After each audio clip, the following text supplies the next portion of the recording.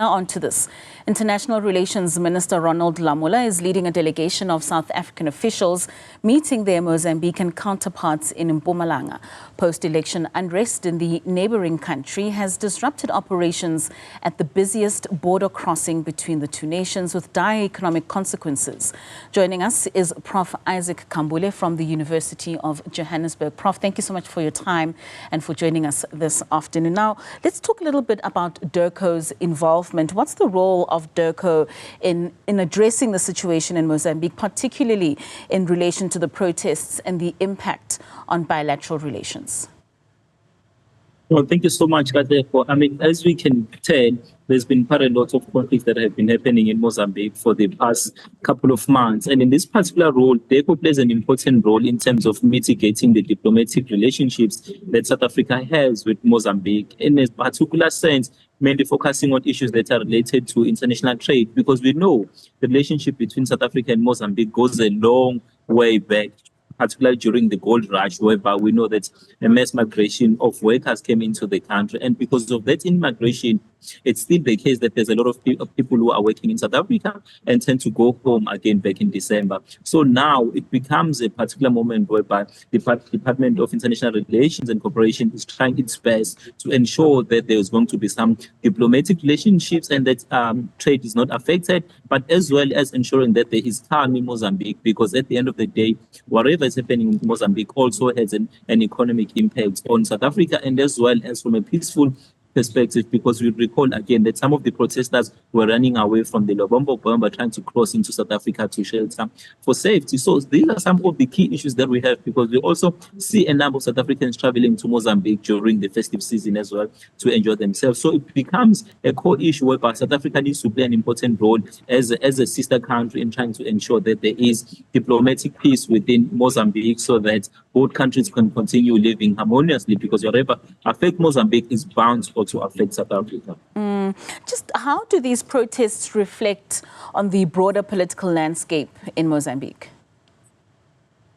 That's an interesting question, because we know that before the protest or before the election, Mozambique was a peaceful country with so many citizens traveling in between both countries. But the issue then of the political situation in Mozambique currently, it also mirrors what is happening within the SADC region. And most people, again, have been asking as to what is then the role of not only South Africa, but the entire SADC region in trying to ameliorate the situation that we are seeing, because, again, it is bound to impact the entire region. So in this particular case, we are also seeing, again, some of the political contestations that we've seen in countries such as Zimbabwe, and how, again, those particular governments tend to be repressive against their own citizens. And it shows, again, that there's a particular need for South Africa to play an important role, particularly being one of the most important trading partners for Mozambique.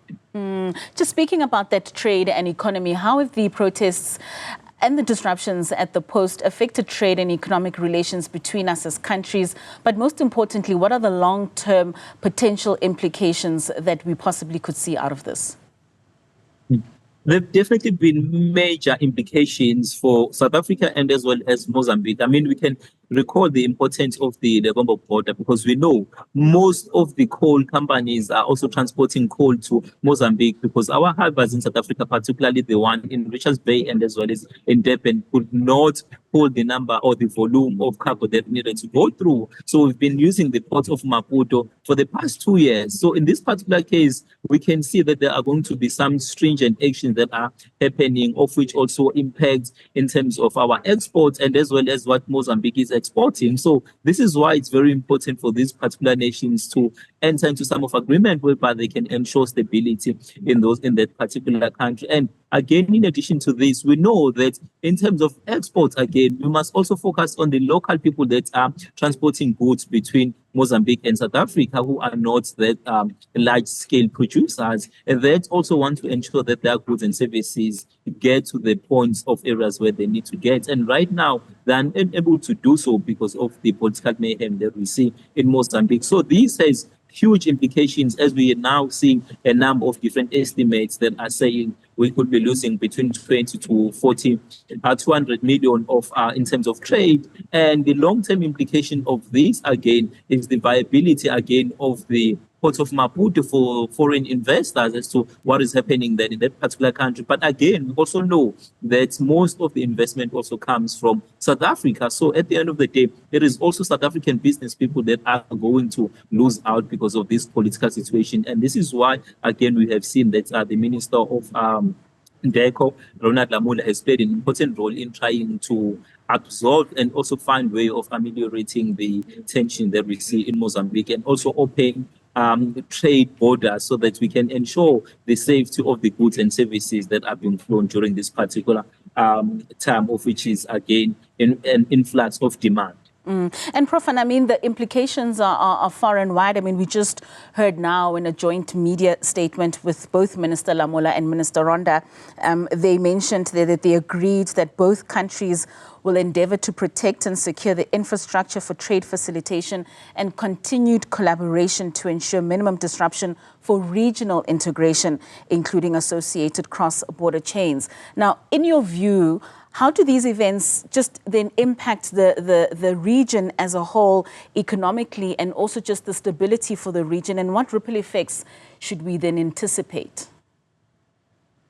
No, definitely. I mean, that's a key question, because in terms of what we are seeing now, we have seen that both ministers have met and tried to cordially address some of these core issues, but there are far and wider-reaching implications that we are also expecting. For example, what does it mean when South Africa gets involved and try to ameliorate the situation in Mozambique? Does that mean that the core issues that the Mozambicans are contesting are not going to be addressed? Because these are some of the key things that we really need to talk about. Then as to what does it mean? Are we going to come up with certain diplomatic avenues that are going to address what people are facing, or are we just going to rubber stamp something? I mean, we've also been here in terms of what happened in Zimbabwe in 2006, 2008, because there were so many political mayhem that occurred, and we know that during that particular transition, again, a lot of Zimbabweans moved into South Africa. So now, are we likely to see the very same thing if the political contestations are not necessarily addressed in Mozambique, into a case where the majority of the people then try to go to their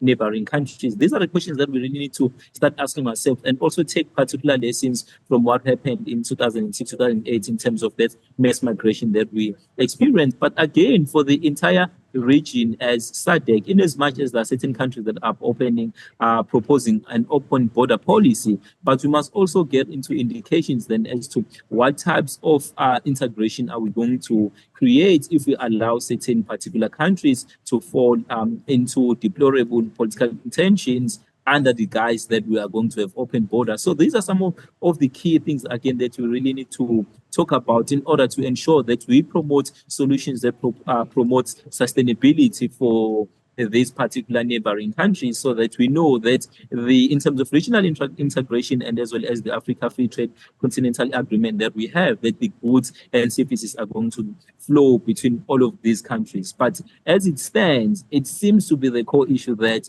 the plight of the Mozambicans have not necessarily been addressed. So we are likely to see a continuation of this until a particular point whereby there's a particular resolve that is taken by the entire SADC region that says this is a standpoint that we are taking on Mozambique, and these are some of the core issues that need to be addressed in order for the country to move forward and also promote regional integration, because there can't be any integration if there are continuous political tensions in Mozambique. And you raise a very critical point in how South Africa should mediate with regards to what's currently happening in Mozambique. What diplomatic strategies do you think DERCO should employ in order to facilitate dialogue and a resolution in Mozambique?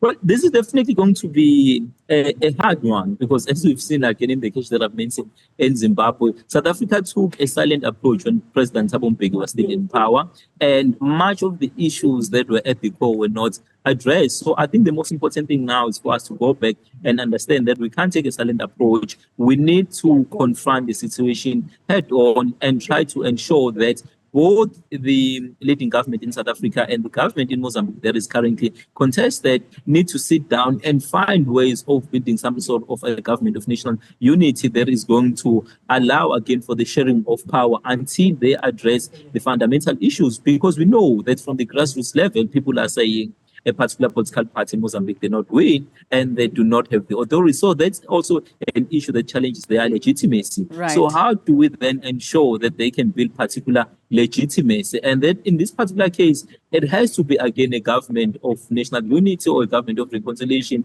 that is going to say, we take, yes, definitely, that we take the core issues that people are facing and ensure that we are going to create a continuous and peaceful and prosperous Mozambique that is going to promote regional prosperity in the SADC region.